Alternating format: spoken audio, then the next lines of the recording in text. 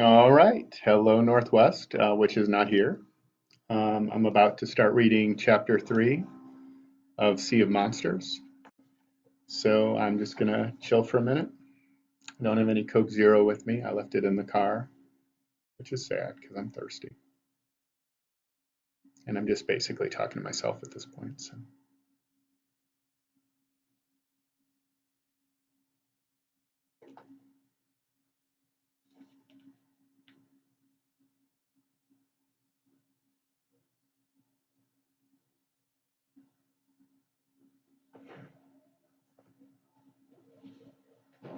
I'll be right back.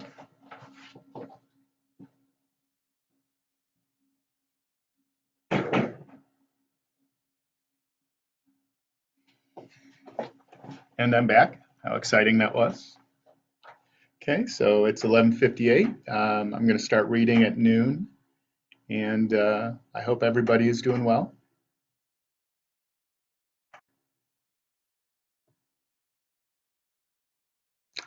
So, as you know, your supplemental lessons are going to start. Many of them have already started. And in terms of connecting with your teachers and getting a sense of what the assignments are, just make sure to go through your teacher's online platform at the beginning of the regularly scheduled class. We don't expect you to sit at a computer for 90 minutes at a time, but you do want to get involved and know what's going on and do the work that your teacher is suggesting that you do. Um, it's just kind of good to have routine.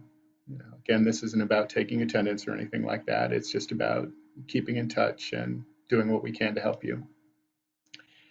So please do that. Please make sure you are in touch with your teachers. They're definitely trying to get in touch with you. Okay, so we are about to start reading chapter 3 of Sea of Monsters. In chapter 2, we had Percy on the last day of class playing dodgeball. And he was with his new friend Tyson, who is a very large homeless person that his private school has adopted. And they are attacked by monsters during a dodgeball game because dodgeball is obviously very dangerous. And it looks like they are about to, well, face real danger. And Annabeth comes in to save the day. And Percy, of course, on the last day of school, is blamed for what happened, which is what we would expect because we know Percy is never actually going to get through a full week of school. So I don't know if my mom is watching, which is kind of funny. She's in Wales, but if she is, hi mom, how you doing? Okay. All right. It's noon, and it's time to start reading chapter 3, which is We Hail the Taxi of Eternal Torment. Annabeth was waiting for us in an alley down Church Street. She pulled Tyson and me off the sidewalk just as a fire truck screamed past, headed for Meriwether Prep. "Where'd you find him?" she demanded, pointing at Tyson. Now, under different circumstances, I would have been really happy to see her. We'd made our peace last summer, despite the fact that her mom was Athena and didn't get along with my dad. I'd missed Annabeth probably more than I wanted to admit. But I'd just gotten attacked by cannibal giants. Tyson had saved my life 3 or 4 times. And all Annabeth could do was glare at him, like he was the problem. "He's my friend," I told her. "Is he homeless?" "What does that have to do with anything? He can hear you, you know. Why don't you ask him?" She looked surprised. "He can talk?" "I talk," Tyson admitted. "You are pretty." "Ugh, gross." Annabeth stepped away from him. I couldn't believe she was being so rude. I examined Tyson's hands, which I was sure must have been badly scorched by the flaming dodgeballs, but they looked fine, grimy and scarred, with dirty fingernails the size of potato chips. But they always look like that. "Tyson," I said in disbelief, "your hands aren't even burned." "Of course not," Annabeth muttered. "I'm surprised the Lastrygonians had the guts to attack you with him around." Tyson seemed fascinated by Annabeth's blonde hair. He tried to touch it, but she smacked his hand away. "Annabeth," I said, "what are you talking about?" "Lastry what?" "Lastrygonians, the monsters in the gym. They're a race of giant cannibals who live in the far north. Odysseus ran into them once, but I've never seen them as far south as New York before." "Lastry? I can't even say that. What would you call them in English?" She thought about it for a minute. "Canadians," she decided. Now come on, we have to get out of here. The police will be after me. That's the least of our problems, she said. Have you been having the dreams? The dreams? About Grover? Her face turned pale. Grover? No, what about Grover? I told her my dream. Why? What were you dreaming about? Her eyes looked stormy, like her mind was racing a million miles an hour. Camp, she said at last. Big trouble at camp. My mom was saying the same thing. But what kind of trouble? I don't know exactly. Something's wrong. We have to get there right away. Monsters have been chasing me all the way from Virginia trying to stop me. Have you had a lot of attacks? I shook my head. None all year. Until today. None? But how? Her eyes drifted to Tyson. Oh. What do you mean? Oh. Tyson raised his hand like he was still in class. Canadians in the gym called Percy something. Son of the sea god? Annabeth and I exchanged looks. I don't know how I could explain, but I figured Tyson deserved the truth after getting killed. Well, almost getting killed. Big guy, I said. You ever hear those old stories about the Greek gods, like Zeus, Poseidon, Athena? Yes, Tyson said. Well, those gods are still alive. They kind of follow Western civilization. That was Miss June calling me. They kind of follow Western civilization around, living in the strongest countries, so now they're in the US. And sometimes they have kids with mortals, kids called half-bloods. Yes, Tyson said, like he was still waiting for me to get to the point. Well, Annabeth and I are half-bloods, I said. We're like heroes in training. And whatever monsters pick up our scent, they attack us. That's what those giants were in the gym. Monsters. Yes. I stared at him. He didn't seem surprised or confused by what I was telling him, which surprised and confused me. So you believe me? Tyson nodded. But you are son of the sea god? Yeah, I admitted. My dad is Poseidon. Tyson frowned. Now he looked confused. But then a siren wailed. A police car raced past our alley. We don't have time for this, Annabeth said. We'll talk in the taxi. A taxi all the way to camp? I said. You know how much money? Trust me. I hesitated. What about Tyson? I imagined escorting my giant friend into Camp Half-Blood. If he freaked out on a regular playground with regular bullies, how could he act at a training camp for demigods? On the other hand, the cops would be looking for us. We can't just leave him, I decided. He'll be in trouble, too. Yeah, Annabeth looked grim. We definitely need to take him. Now, come on. I didn't like the way she said that, as if Tyson were a big disease we needed to get to the hospital. But I followed her down the alley. Together, the three of us sneaked through the side streets of downtown while a huge column of smoke billowed up from behind my school gymnasium. Here, Annabeth stopped on the corner of Thomas and Trimble. She fished around in her backpack. I hope I have one left. She looked even worse than I realized at first. Her chin was cut. Twigs and grass were tangled in her ponytail as if she'd slept several nights in the open. The slashes on the hems of her jeans looked suspiciously like claw marks. What are you looking for? I asked. All around us, sirens wailed. I figured it wouldn't be long before more cops cruised by, looking for juvenile delinquent gym bombers. No doubt Matt Sloan had given them a statement by now. He'd probably twisted the story around so Tyson and I were the bloodthirsty cannibals. Found one. Thank the gods. Annabeth pulled out a gold coin that I recognized as a drachma, the currency of Mount Olympus. It had Zeus's likeness stamped on one side and the Empire State Building on the other. Annabeth, I said, New York taxi drivers won't take that. Stepi, she shouted in ancient Greek. O karma, diobolis! As usual, the moment she spoke in the language of Olympus, I somehow understood it.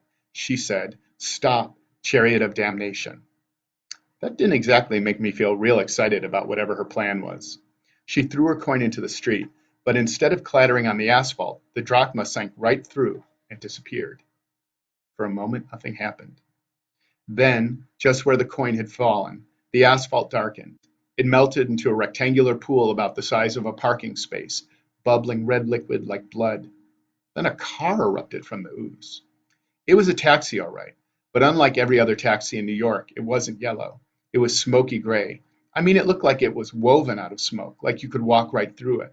There were words printed on the door, something like Gier Shrees, but my dyslexia made it hard for me to decipher what it said. The passenger window rolled down and an old woman stuck her head out. She had a mop of grizzled hair covering her eyes, and she spoke in a weird mumbling way like she just had a shot of Novocaine. Passage? Passage. 3 to Camp Half-Blood, Annabeth said. She opened the cab's back door and waved at me to get in, like this was all completely normal. Ugh, an old woman screeched. We don't take his kind. She pointed a bony finger at Tyson. What was it? Pick on Big and Ugly Kids Day? Extra pay, Annabeth promised. 3 more drachma on arrival. John, the woman screamed. Reluctantly, I got in the cab. Tyson squeezed in the middle. Annabeth crawled in last. The interior was also smoky gray, but it felt solid enough. The seat was cracked and lumpy, no different than most taxis.